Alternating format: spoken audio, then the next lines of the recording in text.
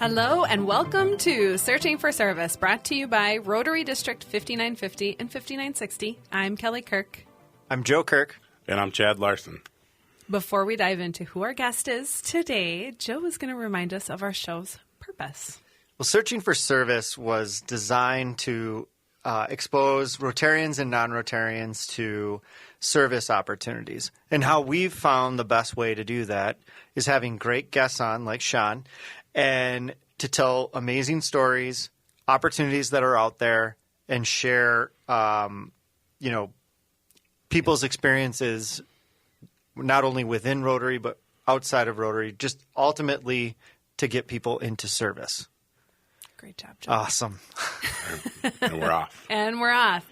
So we have yet again another amazing guest on, and our guest today is Shawn Hanson. She is the Executive Director for the Outreach Program of Brainerd Lakes, not to be confused with the Outreach Program. It sounds like there's two, and so we want to be very clear. This is the Outreach Program of Brainerd Lakes. Welcome, Shawn. So when you write those checks, make sure to put Brainerd Lakes in there. There you go. I love it. Thank you. Thanks for having me on today. Yeah, we're happy to have you on. And so as it was shared with you, usually we like to take this first segment to really get to know you, Shawn, as the Executive Director. And so let's start off with, where are you from? Well, technically, I am an Iowegian, so I grew up on a farm in a small town in Iowa. Married my husband 38 years ago, and we took our very first marriage vacation to Walker, Minnesota, and fell in love with the up north feel of Minnesota. Okay. And gradually kept spending more and more time up here. And in 1999, we moved here permanently to a beautiful little town called Nisswa. I don't know if you've ever heard about it. It's just north of Brainerd. Yeah. Yes, I have heard of it, actually. Resort country. Yes, it is. Resort country. It sure is. It's pretty quiet up here right now, but it's a great place to live year-round. So I haven't heard the Iowegian before. I've heard Iowan, but not Iowegian. Really? That's a new one. Oh, yeah. I'm a true Iowegian, too. What's it take to be a true Iowegian? I had a very boring maiden name. It was Smith, and then I married a Hanson. So there was no purpose in hyphenating it because it just really didn't make sense. My husband corrects me all the time that it's spelled E-N because that's the Danish version. Okay. And his dad was full Dane and his mom was full Norwegian. Well, there you go. So that's how you get the Iowegian, by the way. That's how you get it. Yeah. That's Wonderful. right. Only Norwegians understand. It's okay. All right. So we love the area a lot. We used to vacation on the north side of Walker, and coming through the Brainerd area was always part of it, coming up 371.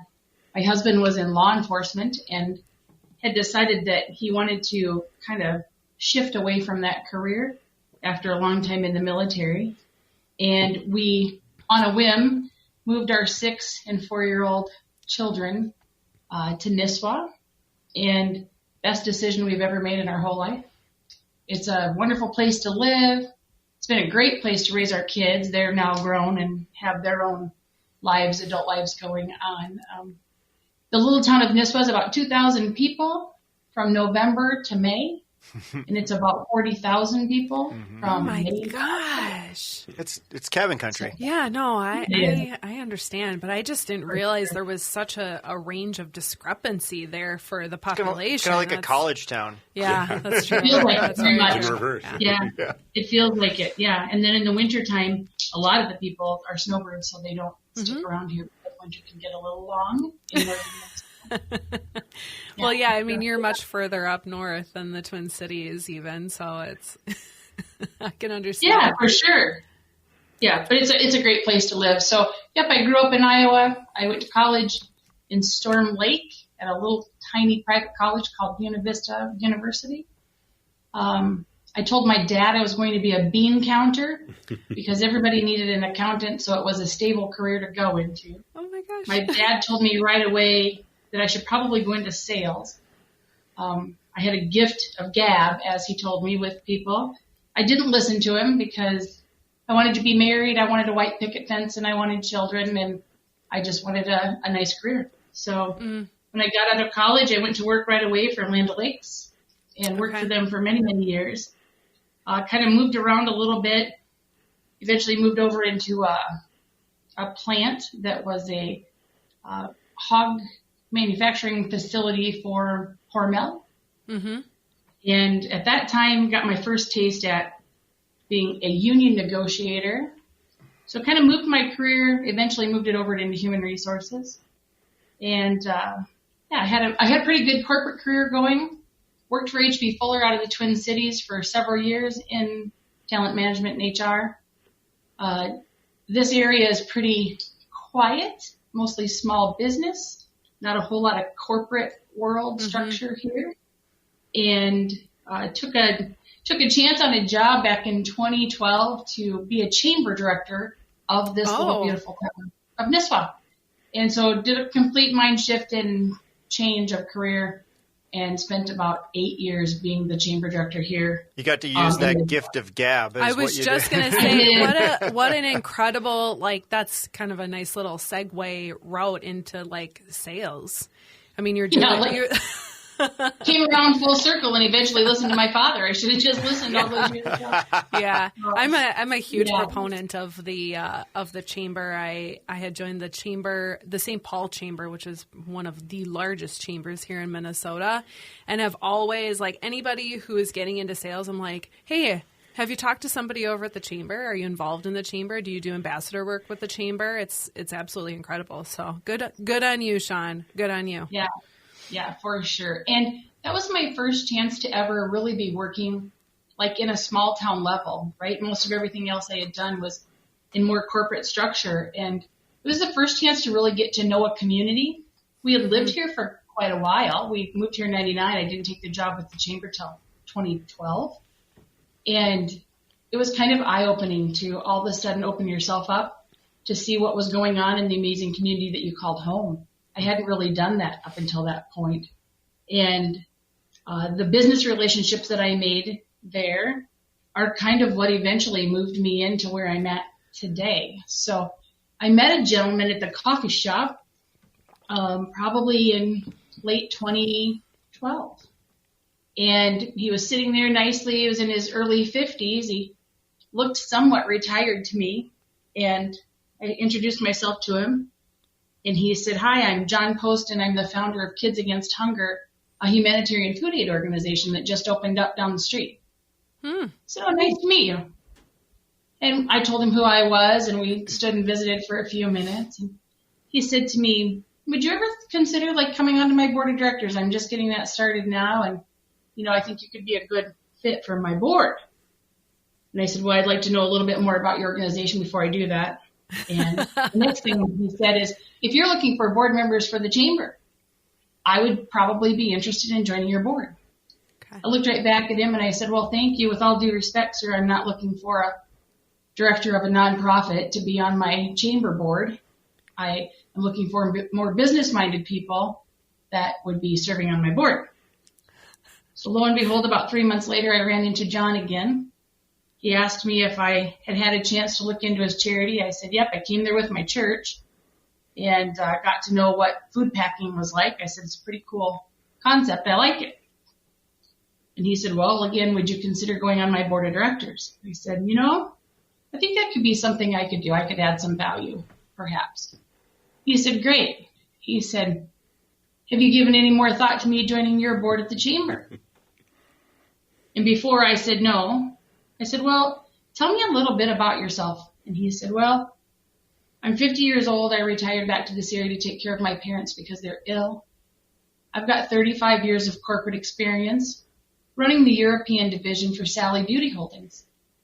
I looked at him. I said, you want to join my board? I never asked him what his experience was. Yeah. I just took it at face value at what he did. So the agreement was we each joined each other's board of directors, and I became pretty involved down here at the charity. And our kids and our family came to pack with our church. And that's how we really got ingrained to be here. And in 2016, had a little health scare and had to reevaluate a few things about life. And my husband asked me, well, what do you want to do on your next term? And I said, well, I'd like to retire from the chamber. I'd like to find something 25 hours a week. I'd like to not work the month of February. And I'd like to have Wednesdays and Fridays off with my grandchildren. And he said, well, good luck finding a job that will fit that. I said, yeah, I know, but I'll look around. And 3 years later, I retired from my job at the chamber, and I took over as the executive director for Kids Against Hunger.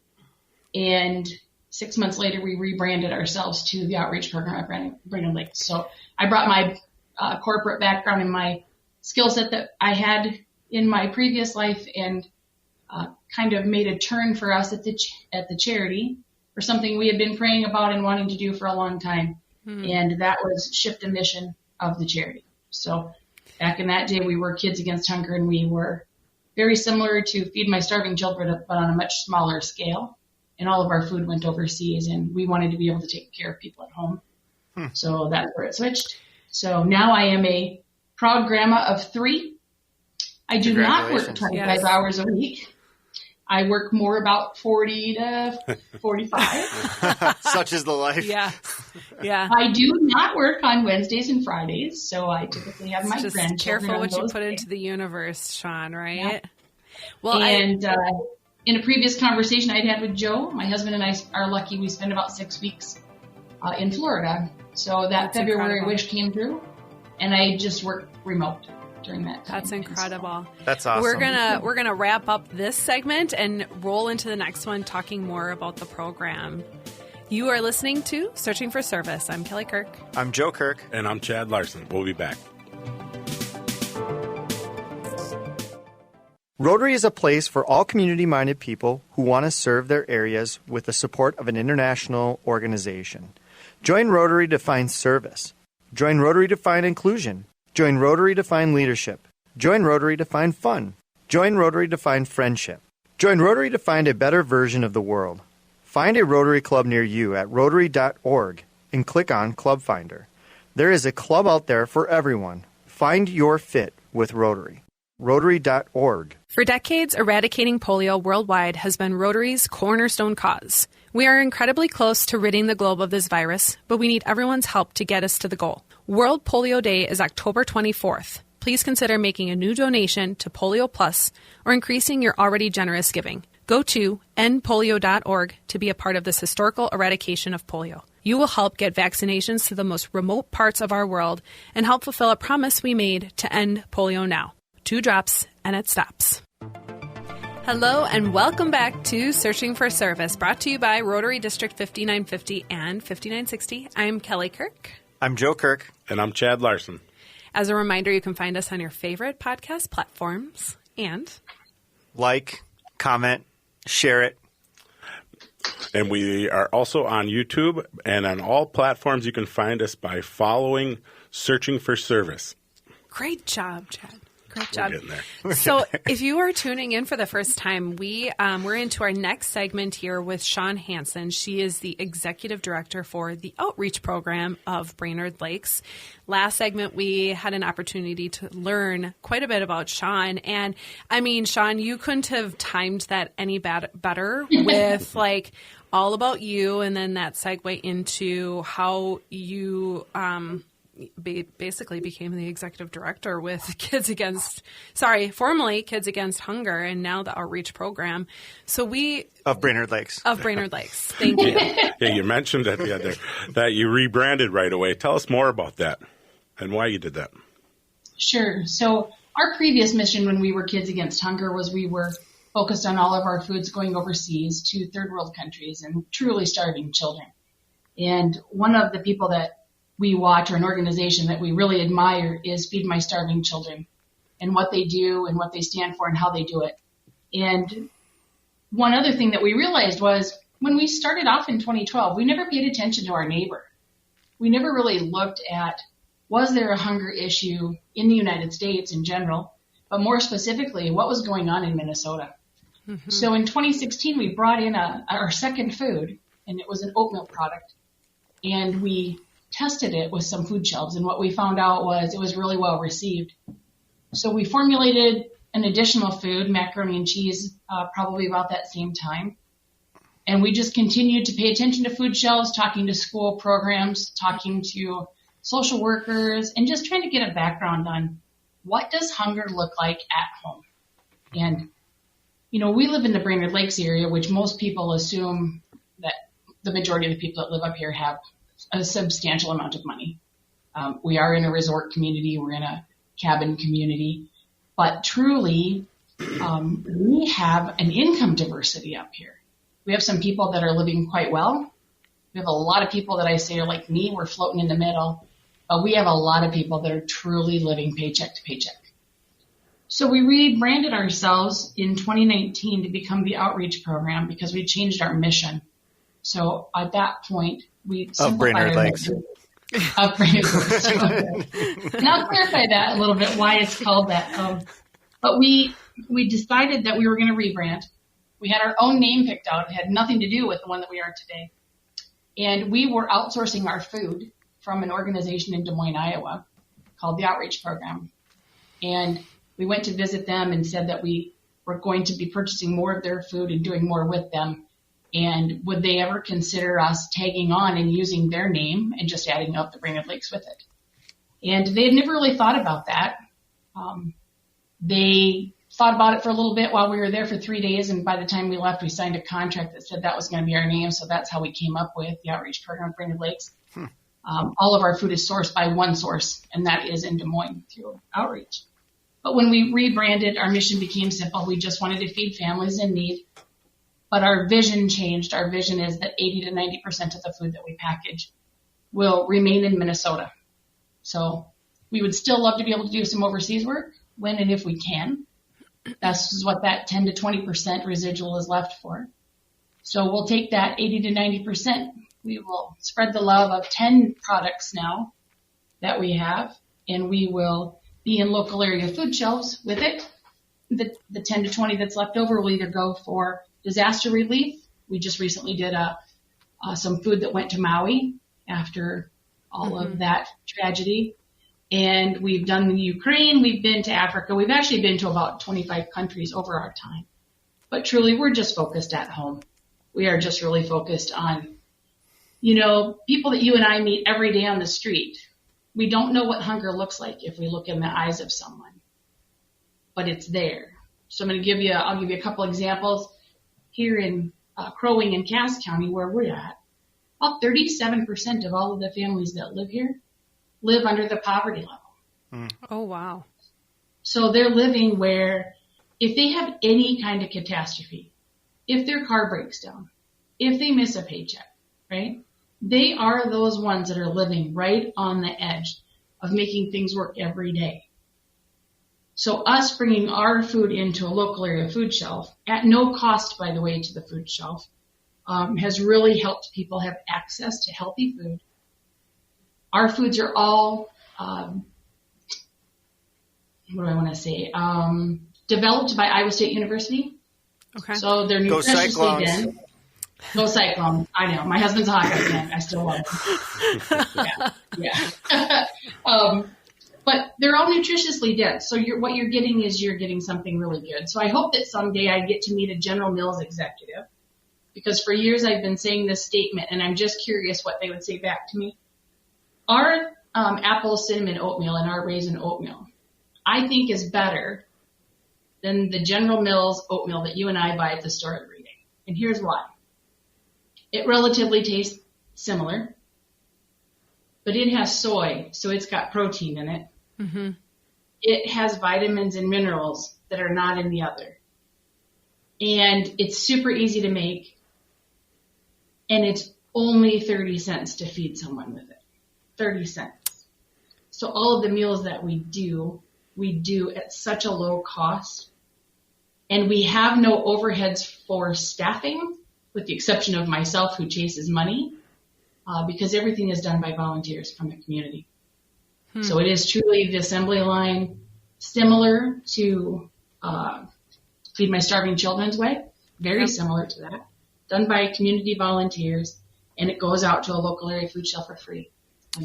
Can you explain a little bit about how you determine your products, like your the food products that you provide? Do you distinguish like different types of nutrition that's needed, or is it geographically specific? Or how do you determine all of that stuff? So that's a really good question. So we started off with I called it the glorified chicken rice-a-roni, right? Mm-hmm. That's what it felt like, that very first product that we had. And American palate really didn't like it. It just wasn't our cup of tea. So what do people like? They like macaroni and cheese, right? Everybody likes macaroni and cheese. It doesn't really matter how old you are, okay? So mac and cheese was one of the very first ones that we came around. And the oatmeal products made sense. We wanted to have a breakfast product. We wanted to have something for people for lunch or their dinner. So that's how those two things started. Instead of that chicken rice-a-roni, now we have a product called beans and rice. And I'll call it it's a very mild version of everything, but you can go on to reservation property and it will fit that indigenous population's palate. And you can go into many different cultures. They don't want our spices. They want their own, right? Mm-hmm. They want to jazz up their foods their way. So that one is very mild and is very palatable, I would say, to any European background of folks. Definitely on a couple of the larger Indian reservations of our direction. That's very popular. That's also the one that's really popular if you send it overseas. It's a rice product. Mm-hmm. Sure. And people are used to having rice in their diet. Yeah. Then it kind of just comes to this. Is Spanish rice? Yeah, it's pretty good. Our Spanish rice is, if you think about stuffing a green pepper with all the stuff that you and I like, I'd put our Spanish rice right there. It's pretty good. Our cheesy rice is very much a kid product. Mm-hmm. Kids love it. That's probably our number one product with school backpack programs that we're in, is they like the cheesy rice product. So we have 10. We have 2 breakfast. We have 3 lunch, dinner pasta, 3 lunch, dinner rice, and 2 desserts. And I say dessert lightly because it's not really dessert to me. I don't know how old you guys are, but my grandmother used to eat raisin rice pudding all of the time when I was a kid. And one of our desserts is raisin rice pudding. So they'll eat that for lunch or dinner. It's not necessarily a dessert. Okay. That makes up those 10 components. And right now we're kind of at a hold of putting anything new into the mix. In the next year or 2 we may think about it, but right now we're pretty steady with those 10 offerings. And then when a food shelf asks for it, they kind of tell us which ones of those they want. Mm-hmm. And that's what we deliver to them. So they can kind of pinpoint what they need from you? Like how does that process work? Can you explain? We've got a couple minutes here. Just how you engage the community and disperse the product on the food shelves. Yep. So let's just say, for an example, the food shelf reaches out to their food bank. Mm-hmm. So I'll pick on Second Harvest, right? A large food bank, and at that time they can't get access to mac and cheese for whatever the reason that is. So they're going to get our mac and cheese from us to make sure that they have that product on the shelf. Right? We do a minestrone soup that's very versatile, and that is one that they can put on that soup area in a food shelf, especially if they don't have something sitting there. So I think a lot of times it looks at what they're ordering from their local area food bank and what they can subsidize in with our products to make their dollars with the food bank go longer and stronger. Okay. Very good. And you talked about the volunteers. You talked about packing. What are all the volunteers that you use, and how can people get involved with that part? So we utilize volunteers for packing the meals. So actually coming in here in a group of 8 to 10 people and up to 30 to 50 at any time. Most of our groups tend to be 20 to 30 for the most part when they come in to volunteer. We take people from age 10 all the way up until whenever into their hundreds if that happens. The reason that we don't take children under 10 is it becomes work for them. Yeah. At that age, right? It becomes work. And we also use volunteers to distribute our food as well. Beautiful. Well, awesome. Shawn, we're going to wrap up this segment, and then in the next segment we'll talk about the relationship between Rotary the outreach program of Brainerd Lakes. You're listening to Searching for Service. I'm Kelly Kirk. I'm Joe Kirk. And I'm Chad Larson. We'll be back. Of the things we think, say, or do. Is it the truth? Is it fair to all concerned? Will it build goodwill and better friendship? Is it the truth? Is it fair to all concerned? Will it be beneficial to all concerned? Join Rotary to serve your community and the world with honesty, fairness, and goodwill. Our four-way test guides our actions every day. Is it the truth? Is it fair to all concerned? Will it build goodwill and better friendships? Will it be beneficial to all concerned? These values underpin our commitment to making a positive impact on the world. Learn more about your local Rotary Club and stop searching and start serving. And the song you're hearing now was performed by Rotary Club of Dar es Salaam Oyster Bay.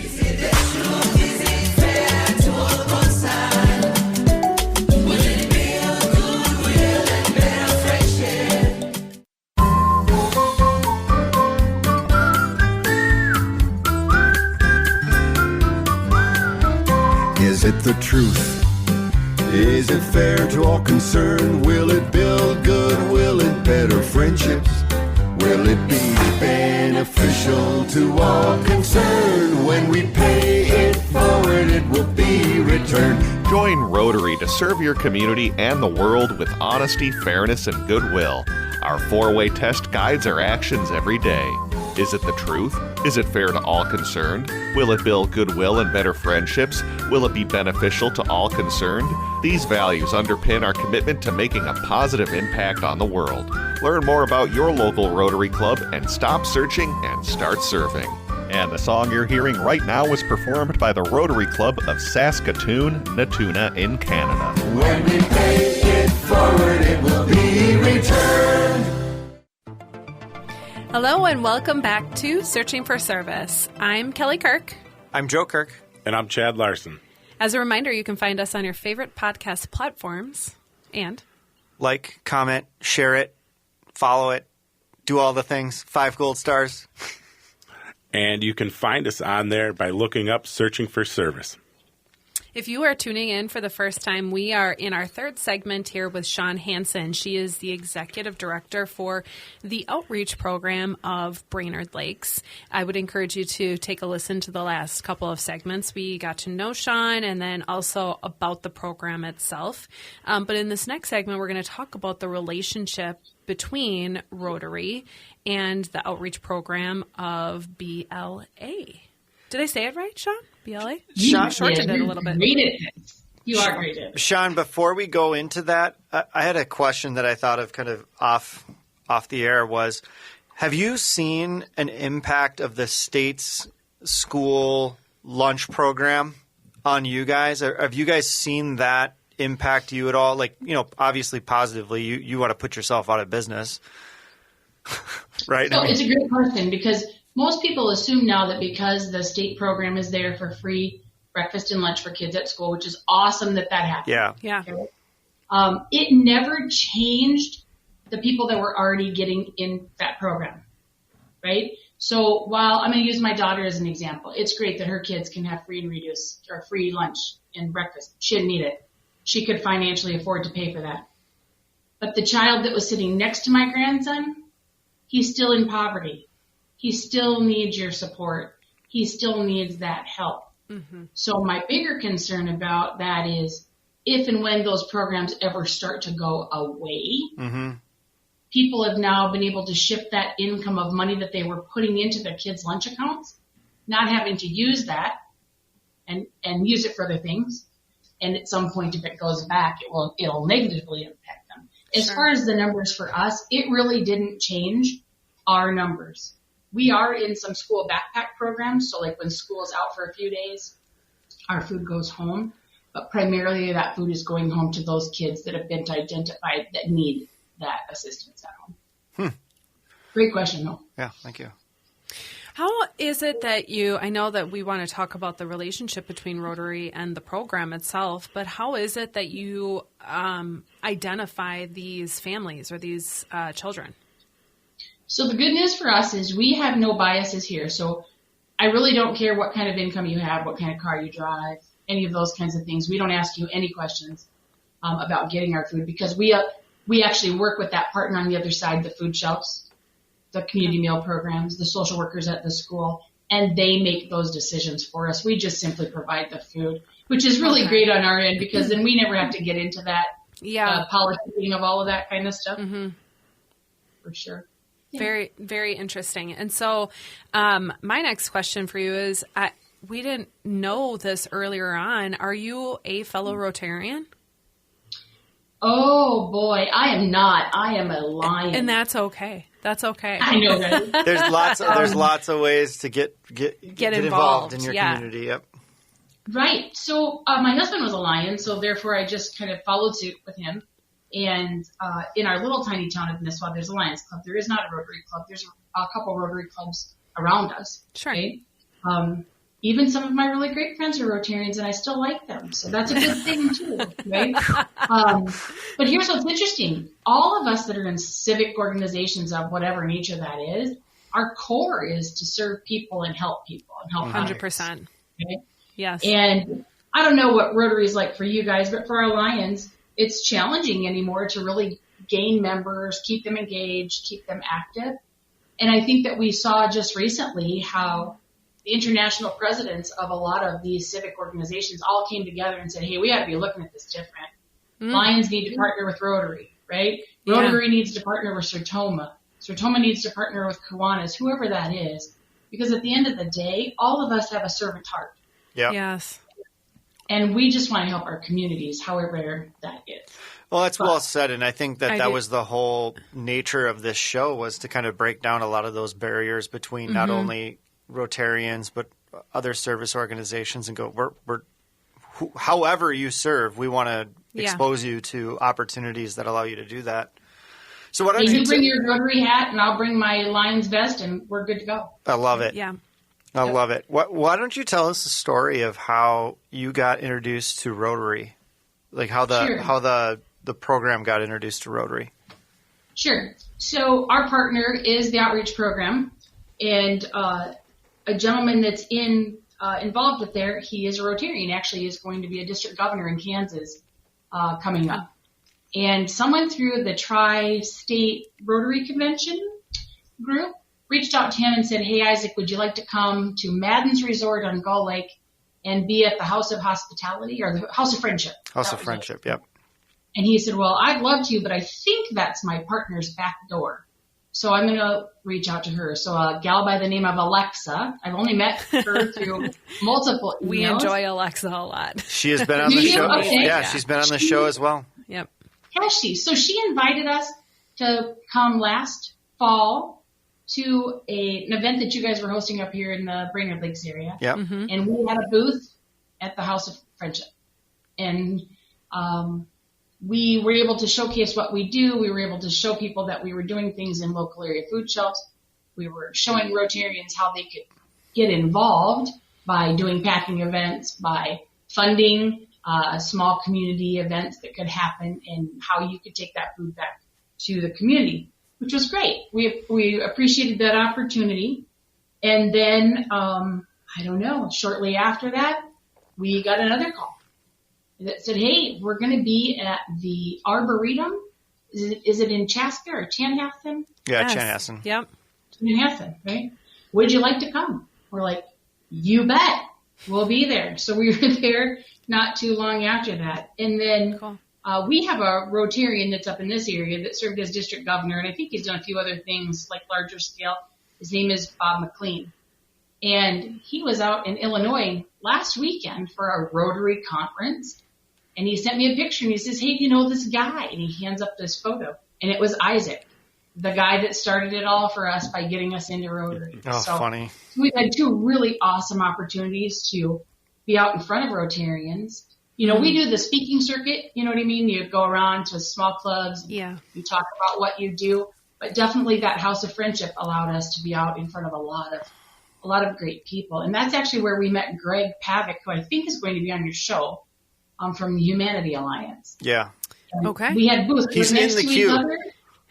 Is he? Okay. Yeah. We had booths right next to each other, and now Yep. we've become partners, and I actually provide him some of his oatmeal that he uses for some of the stuff that he does, he could get it cheaper through us. So a great relationship that got started because of Rotary asking us to come and be together. Boy, your dad was right. The gift of gab. Yes. My husband does that too. So do my children, unfortunately. But, yeah. No, it's wonderful, That's how you actually. make those connections at those events. Yeah. I think that, to me, that's what signifies this importance, right? So I totally believe in what Rotary is doing. I think that you guys have such a great foundation of what you do and what you mean and how you serve and how you work with the business community and people that are really looking to make sure they're networking in that business environment. I think that Lions have a simplified version of that because we don't talk about business when we're together. But we are definitely seeing how we need to partner with other organizations in whether it's a social event that you're doing in your community or whether it's a purposeful event. And so I think that we'll see more of that. And for outreach, what that means is we need to be looking at all of those civic organizations and all of those service type individuals and say, hey, you have bodies, you have people. Mm-hmm. A lot of times you have funding available, right? So what would that look like and feel like if all of a sudden you could commit a couple $1,000s, which turns into 6,000 to 7,000 to 8,000 meals that you could hand over to your local area food shelf with your Rotary label on the bag, saying that Rotary cares about you and that we want you to be fed and we want you to live a healthy life. And so this is just one way. So those are those relationship building that happens, and we're grateful to Rotary for that opportunity. Well, and I know That's that the incredible. relationship is still pretty new, but have you had any luck getting any funding from the local Rotary clubs through grants and through, Yeah. So actually during COVID was our first Rotary grant. And that was because the Rotary Foundation up in this general area was sending some kids to camp with some Rotary funds that they had. And because of COVID, they couldn't send them. Okay. So those funds got diverted to us to allow us to feed those kids that were home during COVID. Oh, wow. So we have seen some of that. And now that being part of that base allows us to go back then and talk to that Rotary Foundation on an annual basis, give them the statistics of what we're doing. We're packing this year 550,000 meals here through outreach, and that's a lot. It is. And we used to pack 250,000 meals, and we thought that was a lot. And during COVID, we packed 1 million meals one year. Wow. So but it gives us that roundabout to come back to Rotary and ask for dollars. So 550,000 meals. How many people do you think that serves throughout the year? Because obviously they're eating more than one meal. Right. So how many people? Do you guys have any gauge on that at all? Do you know when I told you like about checking ages and keeping track of who gets the food? We don't pay attention. We give it to the food shelf and we give it to the schools and we have them in law enforcement back seats. We have them in their trunk of social worker. Oh, wow. We don't keep track of any of that statistics, which makes my life a lot easier. For sure. No kidding. But as you said, you're just the gal who goes and gets the money, right? I'm the money chaser. You got it. That's my job. Well, I think for this next segment, which we'll roll into here in just a moment, we'll talk about what the future can look like for the program itself. So Awesome. As a reminder, you're listening to Searching for Service. I'm Kelly Kirk. And I'm Joe Kirk. And I'm Chad Larson. We'll be back.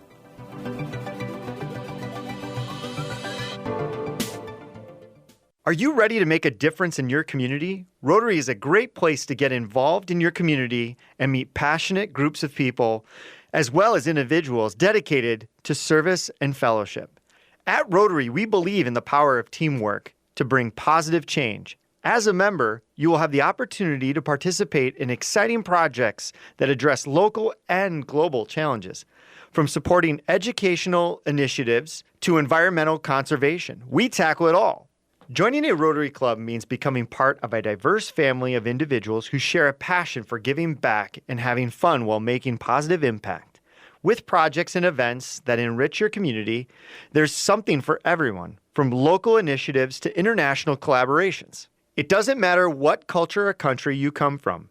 What matters is that you want to belong to a group that strengthens communities and creates lasting change. There's a place for everyone at Rotary, regardless of age or background. Learn more by searching for a Rotary Club in your community and visiting. Together, let's make a difference. Rotary, people of action. Hello and welcome back to our last segment of Searching for Service. I'm Kelly Kirk. I'm Joe Kirk. And I'm Chad Larson. As a reminder, you can find us on your favorite podcast platforms and Write us a 5-star review. Go ahead and comment, like it. Just interact with our stuff. It's great. And you can share it. You can also find us on YouTube. You can find us on all the platforms by looking up Searching for Service.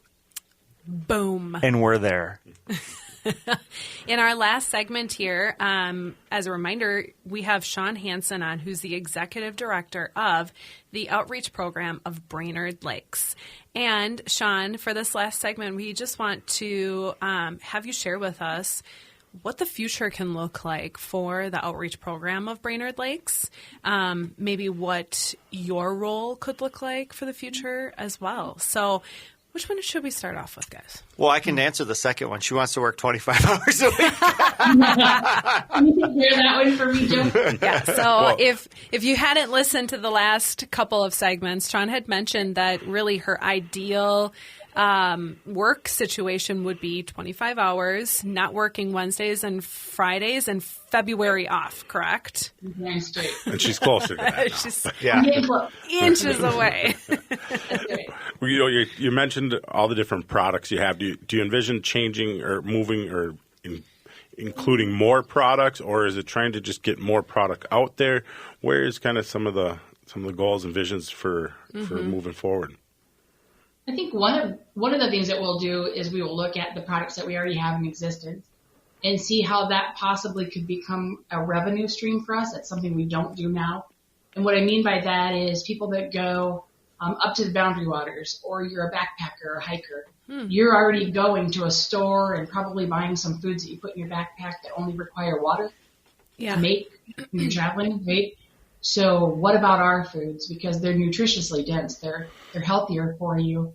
Sure. And we do ours for 30 cents. So one package has 6 meals in it, $1.80. But imagine if we could turn around and sell that for $4, just double it. Mm-hmm. How much more food we would be able to pack. There's hoops that you have to go through to be able to get that done, right? Because then it becomes a whole different product as you're selling it versus donating it. But that's one thing that we have to look at. Probably we'll look at that before we would ever expand our line again. We feel pretty sufficient with what we offer. First of all, before I forget this, I just want to say this. Kudos to you guys for doing something like this and having something out there where people can pay attention to learn about ways of being a servant. Mm-hmm. I really appreciate that. I haven't surfed around a lot, but I don't think there's very few doing what you guys are doing right now. Thank you. Good job for creating that, and keep it up. And I hope that your base grows, because it's something unique and pretty awesome actually for Rotarians and beyond. So. Thank you. So I think that the next thing that we have a problem with is we assume everybody can drive to a food shelf. We assume everybody has transportation to get somewhere, right? And during COVID, one of the things that happened with Second Harvest was they started to do what they called mobile pop-up units, right? Where they would take their truck out, come into a community, people could drive up, not even get out of their car, and get food. That still happens today on a much smaller level. It's slowed down a lot, but that is one of the things that we're involved with Second Harvest North, which is out of Grand Rapids. And they have 24 locations that they go to every month, where they drive up with a semi and people can line up. So I'll give you an example. We're in the little town of Bacchus, which is about 40 miles north of here. Mm-hmm. And we will be there this next Thursday. It's once a month. And there will be 200 cars that line up to simply receive the food that they're getting from Second Harvest. And then at the end of the line, they get our food. I think we have to stop making an assumption that people can get to a food shelf. Well, I tell you what, Shawn, we've had so many people on with so many different organizations, and transportation has been, like, I think of Preschool for Success. I think of, there was 3 or 4 other organizations that they underestimated the need on the transportation side. Like, that's where Preschool for Success really stubbed their toe out of the gate was, oh man, like, we can't get these kids to preschool, let alone Yeah. the preschool. So it's really interesting to see that commonality of that transportation component as one of those assumptions that we all make. Yeah. And Absolutely. especially How in a does the rural senior get community. to a medical appointment, right? Yeah. Like, how do they get there if they don't have transportation? Yeah. Transportation is a big issue. So I think that we would like to be doing more things mobily, right? We would like to be doing our own pop-ups, just making a social media announcement that we're going to be in XYZ city and we're going to be at the local Casey store and we're handing out our food for free, right? Wow. God asks us to be good to others, be kind to others. That's an easy way that can be done. So I think that that's one of the big needs. We haven't had that figured out yet. It's just kind of on that cusp of, well, if we do that, we need a van, Yeah. we need people, we need a schedule, you got to have a budget for gas. All of those kinds of things were involved But in a that's- little program called Food RX, Yeah. right? Getting healthy foods to people. How do you do that? It's all about getting transportation and getting it to where people really, really need it. But that's what I love about this last segment is we kind of force our guests to dream past what's kind of easy and Yeah. like the next logical step and instead go, where can this actually go? And it's fun because then you start to reverse engineer it back and say, well, what do we actually need to do to make this happen? Oh, we need a van. Well, maybe somebody listening to this is like, hey, I've got an extra van. You can have it. Or Shawn, I just think about how when you were having that conversation with your husband about what you wanted the next step for Yeah. him. And guess what? You put it out there into the universe and you're like this close. So Yeah. doing the same Right. thing, that's what we have encouraged our guests that are part of Yeah. nonprofits or, any sort of program that, like what can the bigger vision and the bigger goals look like? And to Joe's point, reverse engineering to it. Yeah. We mentioned And there's so many volunteering. great nonprofits. Go ahead, Jim. I just want to make sure people can also support you guys with funds, right? You take donations Yes, because we we're talked privately about funded. volunteer. Yes, We better thank get you for that bringing out that there. Sorry. We are privately funded, so we don't get any government funding. We do it all by private donations from individuals, businesses, organizations, and some fundraising events that we host. So that's definitely something that we always need. The demand is definitely there. We have really stayed in our lane of 60 to 80 mile radius of Brainerd. We Yep. could go bigger and further if our funding model allowed that. Yeah. Most Okay. most of the dollars we're getting are coming out of this area, so therefore we stay in this area, right? But if somebody wants us to come further, we will. We just got to get the funding to come with that to balance that out. So well, and definitely- I think that's really amazing for you is that you guys have had the kind of the boundaries of going, okay, I know that we can continue to go bigger and bigger and bigger, but we have to make sure that we're serving the community that's Yeah. supporting us and that's funding us and taking care of that first, because I think the thing that we all understand is that the need is far greater than what the resources are. And so to at least be able to effectively do it is, I think, your most important Right. goal in all of this, right? Is to go, okay, we've got to be effective in doing whatever we're doing before we can decide to scale and do anything different. So hats off to your organization for having that wherewithal to go, we're going to shift from sending all of our food overseas to right here because, man, we really need it here. Yeah.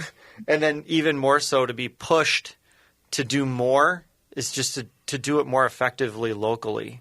And, hopefully you can partner with other organizations and, maybe model something that can be replicated elsewhere. Yeah. Otherwise, you're going to be working 60 hours a week before you know Yeah, it. no, you're going to go in the opposite direction, Shawn. Right.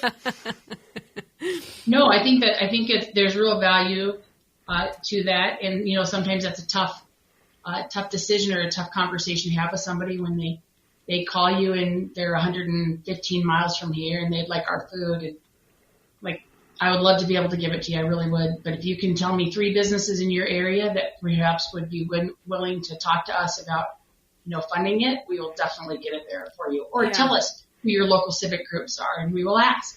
And if they donate money to us, we will ensure that it gets back into the communities where the money is coming from. What a But brilliant definitely- brilliant model. I mean, it is. It's, you're not just saying, no, unfortunately we cannot help you. You're providing an opportunity for them to do a little bit of digging on their end, and you're like, well, okay, if you can do this, if you can connect us with these people, we'll ensure that gets back to you. Well, and Shawn, if somebody listening to this show is inspired to give to the program, how do they find you? So easiest is outreachprogrambla.org. That's our website. Yep. We have a pretty good social following on Facebook and Instagram, and that's Outreach Program of Brainerd Lakes. We are located at 24489 Hazelwood Drive in the beautiful little town of Nisswa, Minnesota, 56468. And I'm kind of an open book.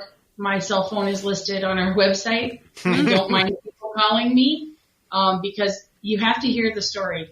It can't just be by reading something, and it can't just be by having it secondhand. You really need to talk to somebody. And if you ever want to do something that's eye-opening, come to one of my mobile distributions with me and have that car pull up. And all you have to do is look in their eyes. And it's a mom of 4 kids that's just trying to figure out how to make life go this week. Not a month from now, not a year from now. She's just trying to get through the week. And if our mac and cheese and our oatmeal can allow her to feed her kids for a couple of days so that she can just get through the week, it's eye-opening. And I would love to invite anyone to come and see that because you get to see it closer. Okay. On that Shawn, note, as well. you got all of us tearing up here right now. Yeah.